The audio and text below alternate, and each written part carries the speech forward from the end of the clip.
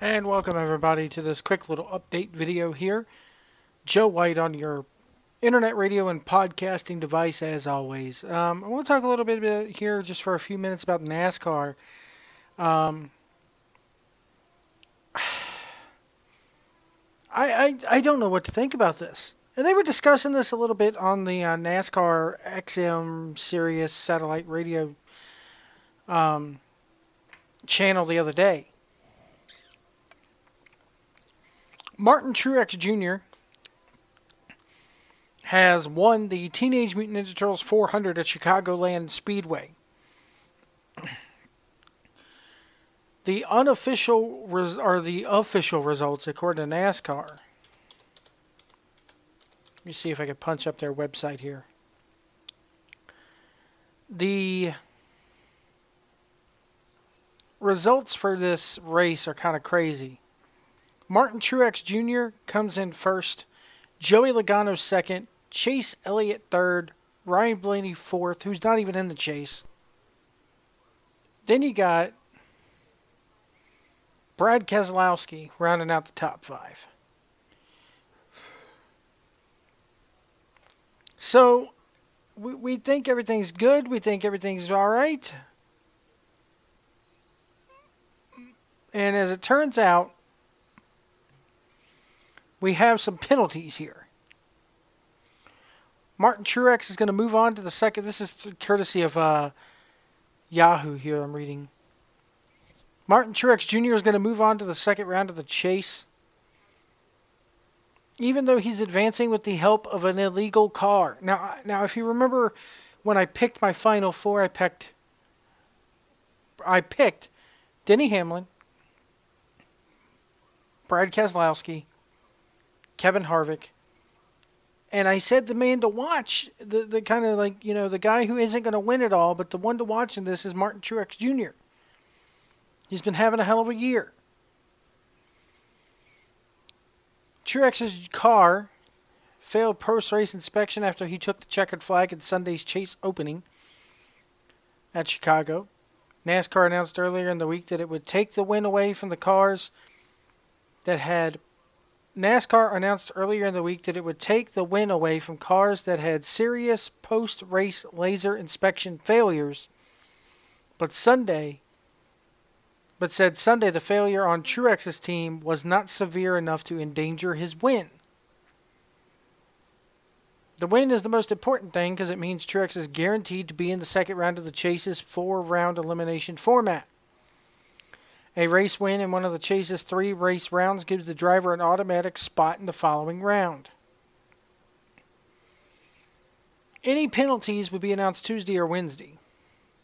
Jimmy Johnson's car also failed the post-race inspection. He finished 12th after a late race pit road speeding penalty.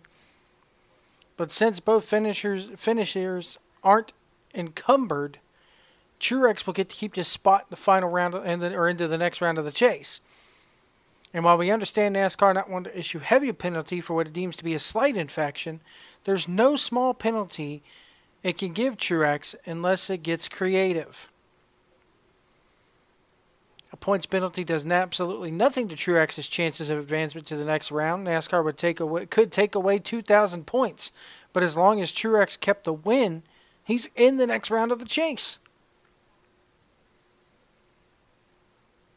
It's similar dilemma to what the sanctioning body faced in the races leading up to the 10-race playoff. Multiple teams failed their post-race laser inspections, but many of the teams that did were already locked into the chase because of wins earlier in the season.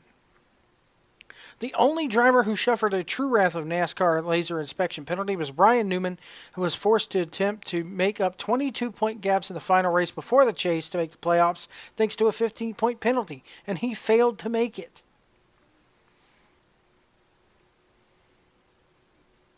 If NASCAR wants to give Truex a penalty that will have some teeth but doesn't affect his chances of advancing to the second round, it should be suspend the crew chief, Cole Parham, for a race or two in that round. Or it could force Truex and the team to start the second round of 10, or it would cause them to, could force Truex and the team to start the round 10 or 15 points behind everyone else. If it really wanted to show how serious NASCAR, if it really wanted to show it was serious, NASCAR could levy both a future inspection and points penalty, or future suspension and points penalty. Sunday at Chicago, Truex left pit road first during the final caution flag. He restarted fourth. He was the first driver with fresh tires and managed to get away. Now, this is the same guy who won at Darlington, had a beautiful performance at Darlington. But ever since, and they were talking about this, as I said, on the NASCAR channel that I happened to catch when I was driving in the car one day. Does this penalty mean that there are no real big rules when it comes to outrunning? That you can have these small penalties that give you an edge over everybody else? And no, it doesn't matter because NASCAR doesn't see them as major and we're going to advance either way. Does this give other teams, like a Kevin Harvick, like a Brad Keselowski, like a Denny Hamlin, maybe a Jamie McMurray who's in the chase this year, barely squeaked in there? Does this give them an advantage? Does this say, hey, maybe we'll cheat a little bit to win? NASCAR's not going to take the win from us. So we got 2 more races to go to get that win that would move us in there regardless.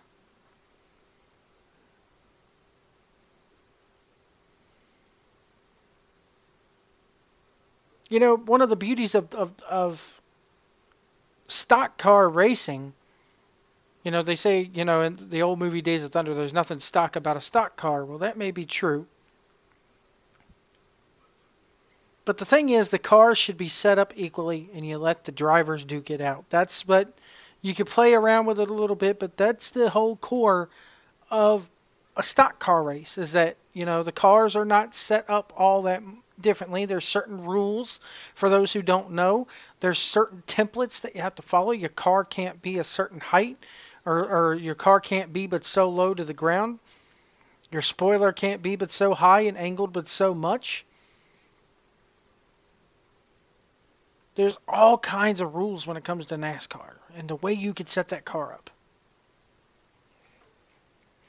And to me, this violation of the rules says, hey, you can violate the rules. We're not going to really suspend you. We'll take away owner points. If anybody can really explain to me what owner points means. Now, I guess that only means something like, okay, let's say, you know, I'm assuming how it works is if you get to the very end of this chase, and both drivers are tied in points, and both drivers have the same amount of wins throughout the season, then it goes by poles, and then I think it goes by owner points after that. Or they would do top 5s, top 10s. It's very rare that owner points, I think, are going to decide a chase. Owner points are not going to decide who wins a NASCAR Sprint Series Cup. Do you think there should have been a stiffer penalty from Martin Truex Jr.? Should he be allowed to advance into the next round of the chase? Small penalties. NASCAR can, you know, they're small, they're incumbent, which means they really wouldn't. I guess this means in NASCAR mind that even if they hadn't made this change, Martin Truex Jr. would have won the race anyway. NASCAR has made that determination, but what do you guys think? Leave me a comment below. And who do you think is going to walk away next week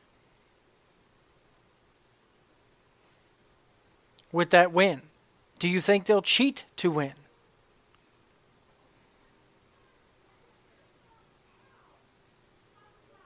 You know, I mean, it's a very touchy situation. Very touchy situation. Does this give the excuse when we go to Loudon, New Hampshire for the New England 300? Does this give people, you know, does it give them that leeway to cheat a little bit? Because that's what you're doing. Leave me a comment below. Thank you guys so much for listening. I just had to get this off my chest today because I saw Truex win. I was so happy for him. I was like, yeah, He's leading on. He's going to make my predictions true. I called him the sleeper man in this whole thing to win it. I'm a Martin Truex Jr. fan. I like him. But it kind of makes the victory tainted. And I don't know. I don't know. I don't know if he should be making it to the next round of the chase or not. Or at least, they found the crew chief. Because ultimately, it's that crew chief's responsibility to make sure that car passes inspection. It's not up to the driver. The driver just gets in it and does what he has, plays the hand he's dealt, so to speak. Leave your comments below, and we'll see you down the road.